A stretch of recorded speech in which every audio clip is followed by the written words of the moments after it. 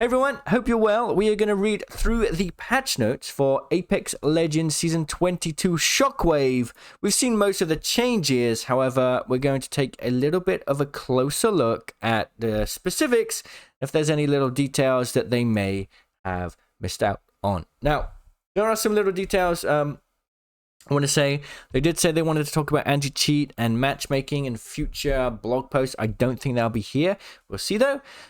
With that being said, let's read this. So obviously we've seen quite a lot of changes already from all the early footage, but I wonder if there's any little juicy details that we may have missed out on. So of course, new map, E-District. It's very, very lovely. I think everyone's going to love this one. It's going to feel pretty good. I had a little bit of time to play on it. It did feel very fresh and new. Like, it felt like this map is one map that has the least amount of reused assets I've ever seen. Like, it feels very fresh, so that's good. In Shockwave, we are getting Broken Moon, E-District, and Storm Point. And I believe for like the first 72 hours of the season, we are getting only E-District. So that's going to be pretty cool. That is a very colorful image. Look at that. Let's keep going. Okay, Controller and Recon class perks. This season, we're beginning a much more intentional push on what classes mean to the core of the game by bringing new tactical class passive to the Controller and Recon classes. Both will continue to bring strategic depth to their squad via interactions with survey beacons and ring consoles, but now they have new intrinsic power that better supports their role on the team. So we looked at the gameplay for this in my video. Biggest thing for Controller Legends, when they are in the next playable zone, so if on the map you see the white overlay for the zone, if you're in that, you get an extra 25 shields for free. So you're basically getting an extra tier of Evo armor for free when you're a controller player. This capacity is permanent when the player remains in the zone. And when they leave the zone, they have a 5-second delay before the overcharge goes away. Quite similar to how the conduit tactical works. We'll have like a 5-second delay and then it will slowly tick down and you'll be back to normal health. Overcharge can be healed. So literally it's like you have an extra bit of health. If a player enters the zone at full shields, the overcharge pit will fill automatically. So if you have full shields, as soon as you enter the zone, you'll just immediately be filled up with extra health. And you can't go more than red capacity. So you can't have more than 125 shields. Fake Slavix, thanks so much for the tier 1 sub. I appreciate that a lot. Thank you so much. That's very, very kind, man. I appreciate that, dude. New quality of life, remote pickup. This one is so big for Wattson. I don't know how it's going to be on other Legends. It's going to be a nice quality of life change. But for Rampart, this is huge. You can now remotely pick up your undamaged tacticals. This is an important part, specifically for Rampart. If someone shoots the wall, you cannot pick it up remotely. And this one, which I didn't get gameplay for, and I forgot to mention, if you leave the area, the radius of your traps, you'll get an overlay on screen that says, do you want to pick up all of your traps? It's just like a single button press. So if you leave a POI or go over a certain radius where your traps are, you get one button to just immediately pick up all your traps that you've left behind, and then you get all your cooldown back. It's crazy. As it says here, remotely recovering these objects will restore the tactical charge. This is huge. The outplays for having players behind my Rampart walls, and I'm just going to be able to pick them up on the fly, is ridiculous. Interesting. Destroyer 2009 says, GM, congrats on your world record side quest. I am eager for the new update. See you there, friend at Charter War. I hope I won't see you in the game. Thank you so much for the donation, dude. I appreciate all the support. Thank you. Yeah, anyway, pretty big stuff. Huge controller buffs. I honestly foresee this being a very Wattson heavy meta. You have E-District, which has tons of buildings. Imagine Fragment and Skyhook, but everywhere, right? All these zipline buildings everywhere. Wattson is already going to do really well in this kind of environment. And then you have the controller perks, the new buffs for controller perks. So I think Wattson's going to be increased in play rate at like all levels of play. Maybe we'll see some more Cat and Caustic, but I think Wattson will be the one standing out the most because she's also getting some buffs as well, which I'm sure we'll talk about later in this blog. Recon class, new class pack. Threat vision. Recon Legends now gain threat vision when aiming down sights. So basically, it's like a digi threat, but it doesn't work through smokes. And also at long distance. Threat vision will highlight enemies that the character has line of sight to whenever aimed down sight. So you need physical line of sight. It doesn't go through smokes, and it's limited by the range. Now, I think Moki Sniper put a video out, and he said the iron sight is up to 70 meters, and then you need higher level magnification scopes to get the threat level at higher distance. Obviously, it's not a big deal. All you're going to have is a red overlay. It's just going to help you see players when you play Recon Legends. So if you're an old man like me and your eyes are faltering you and you're almost blind, Recon Legends are for you. Survey beacons, fast to use. Yep. So they've changed survey beacons. They now only take 3 seconds. So that's a nice change. The range is now 500 meters. So instead of getting a map-wide scan of all enemies, you'll only get a 500-meter radius around the survey beacon. And they are no longer randomly distributed, and all will now be turned on with every map. So every single possible survey beacon scan that there has ever been will now have a survey beacon there 100% of the time. So you now only get 75 Evo instead of 200 because you're going to be scanning more beacons. Makes sense. I do wonder if you're going to end up like, is that balanced correctly? I don't know. I think you could potentially, if you're super cheesy, probably get more Evo out of this. So how it's going to work now, within that 500-meter radius, you're going to get a 15-second window where the players in that area will refresh. So it will pulse 3 times, and you will get a refreshed, active, updated look at the players moving. So each pulse will showcase, as it says here, a snapshot of enemies. So every 5 seconds, you'll get an update on where players are within that 500-meter radius. So that's pretty good because you can scan a beacon and go, oh, look, these 2 teams are fighting. Let's go third it. 5 seconds later, you get an updated scan. Oh, that team's now dead. Let's think about how we approach this fight. So that's pretty good. Now release a large in-world scan wave that players can spot to identify an activated beacon. Enemies no longer receive a scan message. I don't know about how this is interesting. So you no longer get a you have been survey beacon has been scanned on the top of your screen. Instead, you'll get a physical like wave that appears. I feel like it's going to be harder if you're in the middle of a fight. You may not notice this activated beacon scan. We'll have to see how it is in game. Enemies scanned will display along the edges of the minimap, even if not in. This is an interesting thing. Enemies scanned will display along the edges of the minimap, even if not in. So basically, you'll see how many enemies are in the minimap, in that 500-meter radius, within your minimap, even if they're not in the immediate area. Okay, pretty cool. They have a dev note here if you want to read that. This is a pretty good change. We haven't even got to like the actual meta changes yet, which is pretty crazy to think about. Stat trackers. We've made a huge quality of life upgrade to stat trackers and are separating out the stat and the art. I showed this at the end of my early season 22 video. It's pretty cool.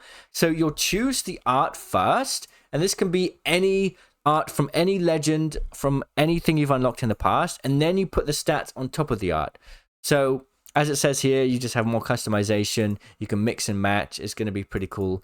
And it says log in at any point during Shockwave to automatically unlock 3 new stat trackers to add to your mix and match collection. I wonder what those stat trackers are. That's pretty interesting. Okay, Battle Pass. This is obviously quite an important one for a lot of you people out there. Let's talk about the changes they've made to the Battle Pass.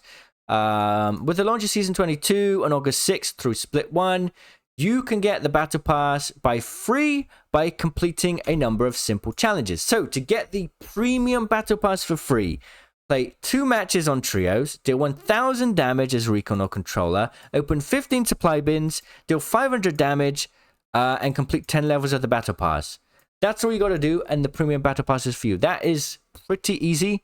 No ridiculous number of ring closings to be done. We're not going to have people ratting inside of waterfalls and trees to get this unlocked, so that's pretty cool. Hey, the Mayman Gurchin, what's up, dude? What's up, Lyrics? Okay, starting with Split 2 on September 17th. So the entire first Battle Pass is for free.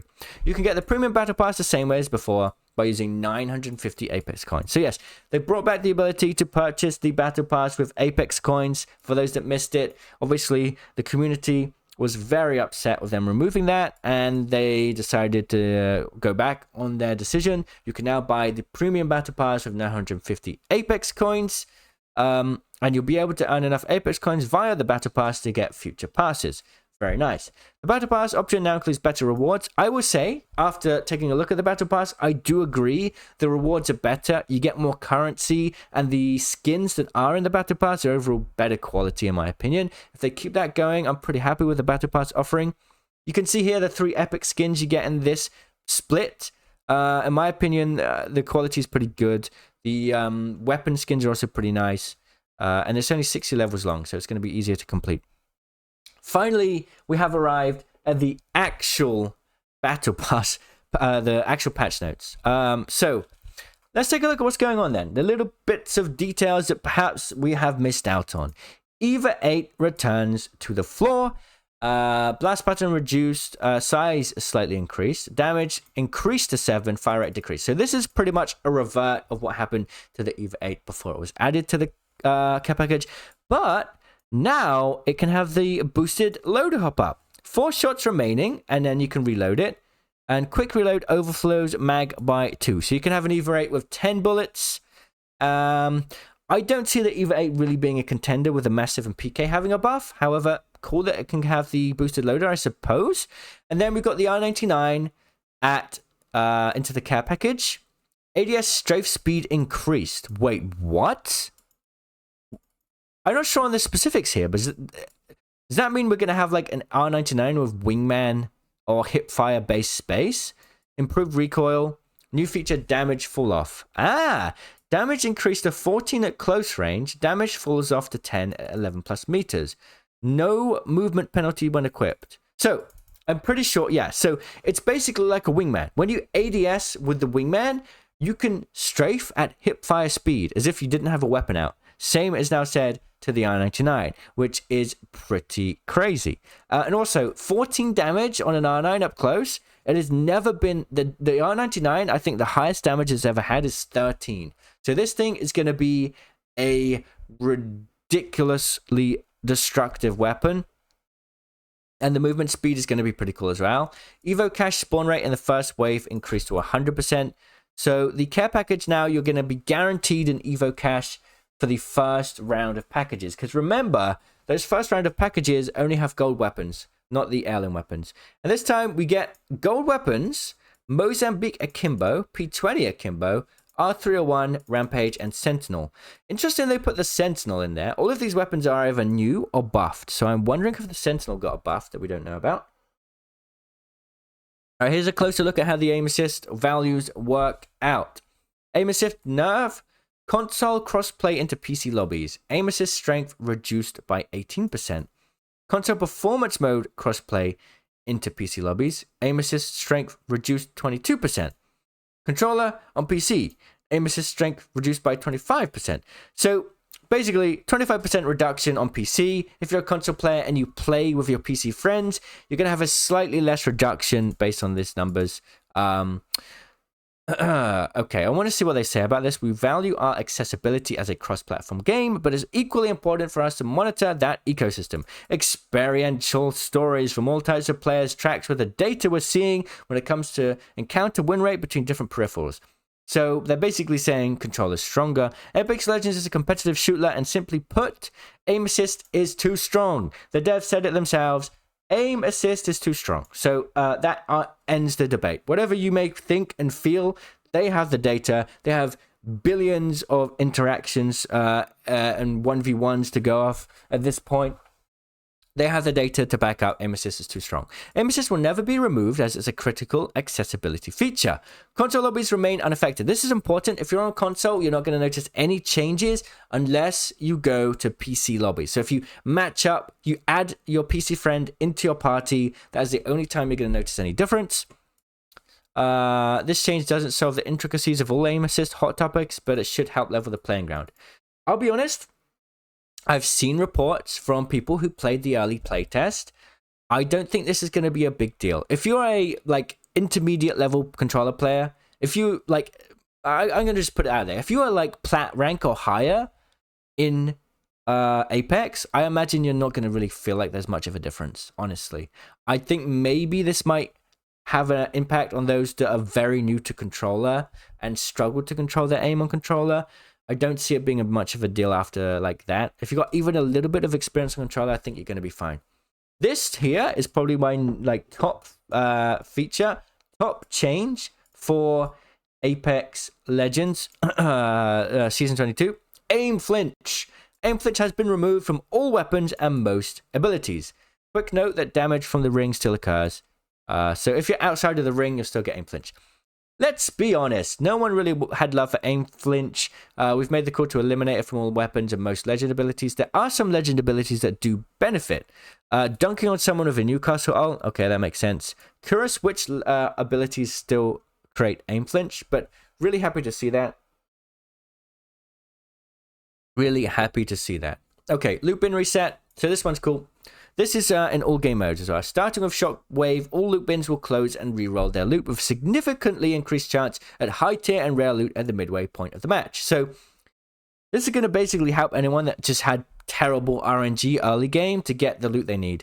Honestly, in pubs, you're probably going to never see this feature because everyone's going to be dead before Ring 2 closes anyway. However, in Ranked, this is going to be pretty cool, and especially in ALGS. Pretty cool. Multiple bins will convert into legendary loot bins, and there will be one mythic bin as well. We'll have one random care package weapon, gold versions of weapons. Oh, this is interesting. The mythic bin will have gold version of weapons that the squad is running at the time of opening the bin. So if you go to the bin and you want to get a gold R9, just pick up a gold R9 off the well, you can't because it's in the care package. A gold car. You want a gold car. You just pick up a car off the floor and then open the bin, and it's going to roll loot based on what you've got equipped. That is pretty cool. Large XP bonus to the squad. What does that mean? Large XP bonus? So the meta to level up your account is going open up mythic bins? I don't understand this part. Is it talking about Evo cash? Evo cash bonus? I don't know. This needs testing. Mythic bins are locked and require players to hold. Yeah, you do need to sit there for quite a while. Loot pool. This is interesting. Reduce the spawn rate of purple and gold attachments by 50%?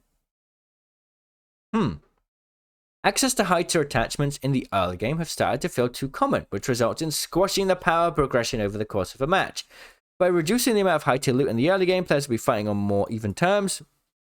To compensate for this reduction, loot bin reset improves the overall quality of loot. So they're trying to bring a bit of a progression into the game and remove some of that RNG early. So early game now, you're most likely not going to have a purple attachment. You're not going to have a purple mag. Likelihood is you're going to not have a purple mag. You're going to have to wait to that mid game to get one. That's going to change things a lot, I think. Really interesting. They've also changed how the the death box menu is. So healing items now have a dedicated row. So it's going to be really easy for you to quickly pick up shield bats, but you are going to still be able to armor swap fairly effectively. Honestly, I like that change. I like that. Now you don't have to scroll down and look for bats. That's very nice. Traversal. Mantling at the same time in the same spot as a teammate no longer forces both players to drop. That's very good. How many times have you tried to climb up a wall and then your teammate is also climbing up the wall and then you're like, sorry mate, sorry, after you, and you have that awkward exchange if you try to like climb at the same time. That's kind of cool. I like that. Okay, battle sense. Better ammo awareness and feedback. Critical ammo state will now kick on when a player has 0 relevant ammo in their inventory. On-screen low ammo indicators kick on earlier, allowing players more opportunity to find ammo.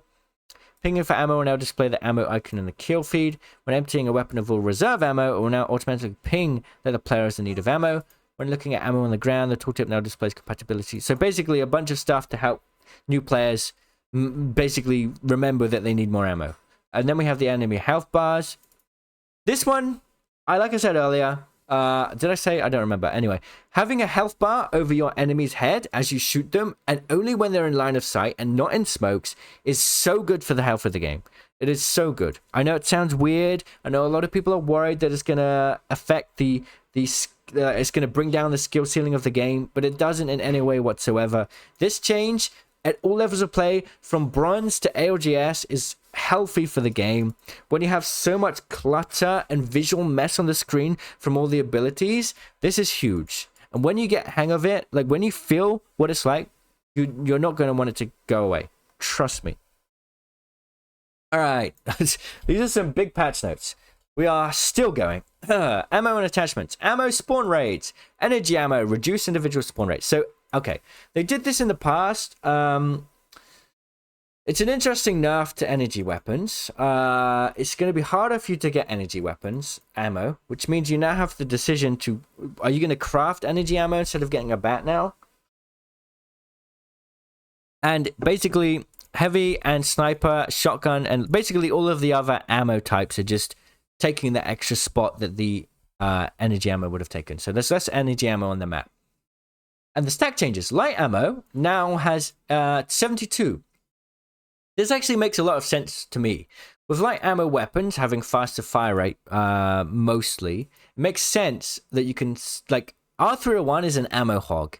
So now I feel a bit more comfortable running an R301, right? So you can get 72 ammo per stack, and that's without the assault perk, by the way. Energy ammo is now 54. I feel like that's just a slight nerf. They're like, energy ammo weapons are too strong. Let's try and bring them down. Shotgun ammo is now increased to 20. I like that. I feel... Sometimes I feel like 16 ammo isn't enough, I'll be honest. Sometimes, if I feel like I'm in a long fight and there's just waves upon waves of ammo and I don't have any chance to loot, I do run out. 16 ammo is not enough, but 20 I think is pretty good. I feel like I'm not going to like question whether running 2 stacks of ammo for shotguns bad or not. So I'm happy with that. Yeah, so light ammo is kind of getting some love. We'll talk about that. It's still going in there. Jeez, these patch notes are long. Okay, what else have we got here? Disruptor rounds removed from floor loot. Yeah. Oh, Disruptor's gone. Okay. We get the gun shield now. Usable on all LMGs. It absorbs 40 damage. It recharges 12 seconds after taking damage. It improves Gibraltar's gun shield. Ah, okay. So I think Gibraltar's gun shield was 50 health before. But now when you have the gun shield hop up, Gibby's gun shield is 75. So that's a 25 increase. So that's pretty good. A lot of people were wondering what would happen with that. Now it makes sense. Akimbos. Okay. We know how this works at this point. It's an increased fire rate, longer reload times, magazine size is doubled. You can toggle select fire if you want to re-enable your optic. So let's say you've got a 1x scope. You could toggle fire to get access to that again. And then you can ADS. LMGs, all LMGs now benefit from the reverse hip fire mechanic. This, to me, is really big. So the longer you fire and hip fire with the LMGs, the tighter the spread will be. And I think this is going to be really, really powerful, specifically on the L-Star and the Spitfire. I think there's some room for the Rampage to be pretty powerful as well, although I don't see that being a massive big deal. I think the L-Star is going to be really strong this season at high levels of play. Alternator... We're getting a increase in... Okay, the alternator magazine size is being increased. Base is unchanged, but it's going to go up for mags. The car SMG magazine size are being increased. Interesting. Okay. Devotion, empty reload speed decreased. Gunship generator added. Reverse hip fire improved. Okay, so the devotion's been buffed a tiny bit. Flatline base has been nerfed. All magazine size for the flatline have been nerfed. Okay. Havoc hipfire accuracy significantly reduced. So I don't think we're going to be able to run the Havoc as like an SMG at this point. Good change. Hemlock burst delay. So time between bursts has been increased. That's a nerf. Damage reduced to 19. And the magazine size has been nerfed for the white and blue mags. Okay. So the P20... What? The P20 damage has been increased to 21. The base P20 is 21 damage now. And the magazine size has been nerfed. Obviously, with there being a Kimbo, the end game is to have a P20 on a Kimbo, right? Hammer point damage is decreased, though. So it's not going to be as bursty. Hammer point damage for a full blast reduced. Rate of fire significantly increased. Shotgun rate of fire multiplier increase. So basically the base Mozam is going to be faster fire rate now. And here's the changes to the Mastiff and the PK. They've removed one pellet from the PK and Mastiff spread the blast pattern, but increased the damage. So they're going to feel more consistent now. This is a change I really like. R301 magazine size. Big buffs here. 21 from 18, and then max mag is 31 bullets now. RE45 has been buffed as well, magazine size. Ooh, Rampage. Increased projectile size when revved up. So, if you don't know in Apex, it has a very interesting mechanic. The size of bullets matters. Like, if you're shooting a P20, maybe the bullet's this size. If you're shooting a Vantage sniper, the bullet's like this size, right? That makes a big difference. So, when you rev up, the projectile size is bigger. You're going to have bigger bullets, which is going to make it easier to hit people. Doesn't really say how big it is, how much of an increase it is. So, there, that's interesting. New class perks plus adjustments. We kind of read through that already. Alter. Void Nexus. I'm not going to read through this. Increased travel speed. Okay, so you can travel through the ultimate faster now. Cooldown has been reduced slightly. Okay, I mean, if you want to read through this alter stuff, I'll just leave it on screen for a second, but I'm not too fussed about that stuff. Her perks have changed though. So they've removed the ult cooldown perk and they've put that into her base ultimate. And now you can get access to ring consoles. So obviously at high level, having a ring console perk does allow a legend to potentially have some spotlight. So I'm happy to see that. Ballistic, lock on time decreased to 0.1 seconds. So that means you ADS with the pistol, the tactical, it's now going to take 3 times quicker to lock onto a target. Okay, crypto. Surveillance drone cooldown has been reduced to 30 seconds. Off the grid. Yeah, so a new perk for crypto. He's invisible whilst he's in his drone. However, crypto's cloaking will still emit a close range cloaking sound, so you can hear him. And scans will still reveal his location. Threat vision related skills are not reveal crypto, so it's as if he's in a smoke. But if you do a bloodhound scan, you will see crypto. Improved satellite imagery. Alt now scans anyone it hits for 4 seconds and will track through walls. Okay. So you can see the changes here. They've removed improved drone handling. Interesting. I wonder if they put that into his base kit. Crypto's upgrades were pretty one-sided. Okay. Interesting. Cool. Lifeline upgrade. Gold-plated. Replaced gold Evo cash with battery. Lifeline has been showing some dominance in her recent resurgence. So basically, you don't get the gold Evo cash anymore. You only get a shield bat. Okay. You still get the gold knock, though. Okay. Rampart. Sheila. Ammo drains from pip charge with use. I mean, look, at the end of the day, it's like Vantage's ult now. It's like Vantage's ult. So it charges over time. You'll get the first activation at 50, I think about 45 Sheila bullets, you'll be able to use it. So you'll be able to use Sheila much earlier in the game, and it will charge in chunks. And if you holster your gun, it will just keep recharging ammo passively over time. This is huge. Sheila is busted. Sheila isn't as slept on as what she once was, but we're seeing some players struggle to micromanage the cooldown of the ultimate. Given that you had to drain the ammo or plant it to not wind up accidentally drawing a Sheila with only a few bullets remaining, now Sheila will work off an ammo model similar to Vantage and constantly refill ammo when not in use. This should let players worry less about tracking the remaining ammo in Sheila, keep the weapon in action more reliably, and allow Rampart to more freely place an extra turret for a teammate. I feel like they should just get rid of the turret thing. Honestly, let's just get rid of the turret placement thing at this point. I don't need it. We don't need it. Sia.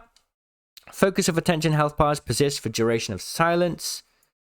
Health bars persist for duration of silence. So if you silence someone with a tactical, a health bar will appear over their head for the entire duration. Passive move speed has been increased to weapon sprint speed. Passive now quieter when active. Focus scan removed and split focus. So this you can get an extra tac charge for Sia now. Whoa, what just happened, dude? I don't like Sia. I literally have nightmares about fighting Sia. The Sia meta was horrible. We're seeing Sia again in LGS at this point. This change here may be enough to bring Sia back into the meta, and I don't like it. I don't like it. Anyway, moving on. Sia is terrible. Nobody plays Sia. Guys, don't play Sia. Don't play him. Don't do it. Don't do it. Don't let him back in the meta. Please. Please. All right, anyway. Vantage, Echo relocation. No longer requires line of sight. Oh my god, this is huge. Yo, this is a huge Vantage buff. Yes, sorry, Vantage. Echo relocation no longer requires line of sight. So, how many times you've thrown Echo down, you try and fly through the air, and it says, line of sight blocked. No longer is this a problem. You can launch when line of sight is blocked. Great. You can now cancel the attack mid-charge. Lovely. Attack reticle will turn red when Echo's behind you when you're launching. Will slide around boxes and geometry as best as it can to reach Echo. Actually, good changes. Good. I love this. That actually makes Vantage's tactical a potentially good movement ability. Lovely. Sniper's Mark. Second shot multiplier is now 2.5 times. So basically, it's doing, I think, 130 damage or something like that. And you can hit reload when... Oh, this is big. This is really nice. So if you have an out-accelerant in your inventory, pressing the reload button will make you use an out-accelerant, which is really cool. Spotter's Lens, new range tracking. Waypoint on ping within passive range will track enemy for 10 seconds. Waypoint on will not show within 100 meters. I'm sorry, I'm stupid. What does this mean? Somebody comment. I don't understand. Recon info added to all optics. So if you ADS with iron sights, you'll now get the recon info that you would usually get with a 2x or higher. Expanded passive scanning screen area to be more consistent. And there's a new upgrade, Alt Reload. Not new, but it's been changed. It now also doubles Alt Excel use speed. So that one Alt Excel that gave you 2 bullets, that now will also make Alt Excels last only 3 seconds, which is pretty cool. Big changes to Vantage. Lovely. Watson, Power Pylon now regenerates shield charge. This one's pretty crazy. So, Power Pylon now, Alt Shield Generator recharges. So basically what this means is kind of like infinite shields. Or you can double the speed at which your shield recharges. So you can either have double the speed of having shield recharge, so your shield recharges twice as fast, or basically infinite shields. Just the Watson just keeps pumping out more shields. I think in pubs and ranked, not a big deal. In LGS, this is just big dubs. Everyone's going to be running Watson. I honestly think everyone's there are going to be so many Watsons in LGS at this point. I do think that. Yeah, like I said earlier, we've got Broken Moon, E-District, and Stone Point. 17 POIs designed vertically for close quarters. It's going to be pubs for the first week after launch and ranked for the first 72 hours. Oh. Okay. Bot Royale, yeah, that mode is basically, guys, I'm sorry, I'm quitting Apex. I'm going to be a Bot Royale streamer now. I'm going to be dropping 20 bombs every single day. No, I'm joking. But yeah, you can play against bots if you want to. And also, you can now, if you don't have all of the legends unlocked, you can play Bot Royale and play any legend, which is pretty cool. Revival, LTM, feat new respawn mechanic. Look, you can read through all of this if you want, but I'll just break it down. It is Warzone Resurgence mode. But dealing damage and killing players will reduce the respawn time of your teammates. Straight shot will come, but it comes August 20th.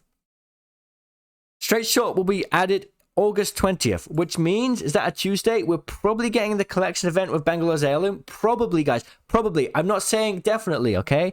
Really important here. Don't take this as fact. We are probably getting the collection event on the 20th. Probably. Probably, okay? But probably. All right. Akimbo weapons added in all mixtape loadouts. Okay, cool. Mixtape rotation. Once again, they're doing this thing where they have different rotations for mixtape.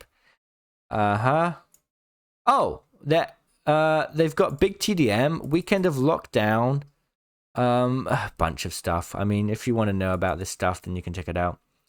New player experience, they've got the welcome pass. Like I say, if you're a new player, you've got like a couple of rewards to unlock through different challenges. Oh, what is this? We will implement a brand new reset. Dude, we've been doing this for 34 minutes at this point. What is going on? These patch notes are hefty. We will implement a brand new reset rule at the start of the new season. Okay.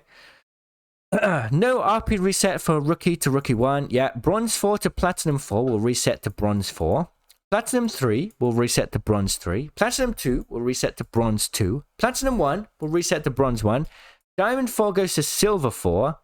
Diamond 3 to Silver 3. Diamond 2 to Silver 2. Diamond 1 to Silver 1. Master and above reset to Gold 4. So we are resetting more than we would in the past. Like in the past, if you were Master, you go to Plat 2. So, okay, interesting. Special cases. New players starting Rookie 4, returning players who didn't play last season. Dude, I mean, at the end of the day, not massive changes, honestly. Okay. Ranked Rumble returns September 13th with a new best of 10 match. Players can participate in matches without 10 match limitation. There's no re-entry. So you just play as much as you want, and it will just tally up your best top 10 matches. Can we change this name to Cheetah Rumble? Okay, World Systems. Where was this improved end ring generation system yesterday when all of the end rings ended at the same point? Interesting. We'll see how this really works out. Probably important for LGS if it works. Can no longer use death boxes through walls. That's a shame. Firing range, mythic weapons and the weapons are no longer taken away after respawning. Okay. Quality of life, mixtape gameplay, mantling. Nessies can once again bounce to their heart's content in the firing range. Nice. Good. Speaking of, a new Nessie with an appreciation for cinema has appeared around the firing range. Interesting. New Nessie. And that's it, boys. That's the patch notes. My goodness. I'll see you guys tomorrow for the new season. Cheerio.